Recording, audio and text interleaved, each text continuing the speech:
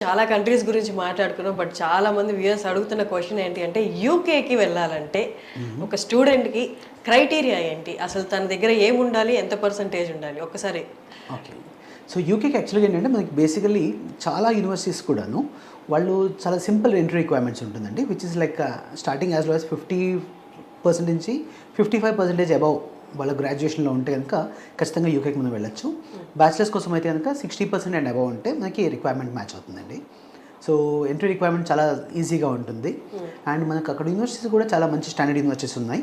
అయితే ఇప్పుడు స్టూడెంట్స్‌కి మేజర్‌గా వచ్చే క్వశ్చన్ బయట కంట్రీస్‌కి వెళ్ళాలి అంటే ఐఎల్స్ ఇంపార్టెంటా అని. యూకేకి ఐఎల్స్ అనేది కంపల్సరీ అండి. సో ముఖ్యంగా ఎంతమంది చెప్పినట్లండి ఇప్పుడు ఎంట్రీ రిక్వైర్మెంట్స్లో ఐఎల్టీఎస్ కూడా ఒక రిక్వైర్మెంట్. కాకపోతే మనకు లక్కీగా ఏంటంటే మన ఇండియాలో మన ఇంగ్లీష్ మీడియంలో చదువుకున్నప్పుడు మన intermediate English marks more than 70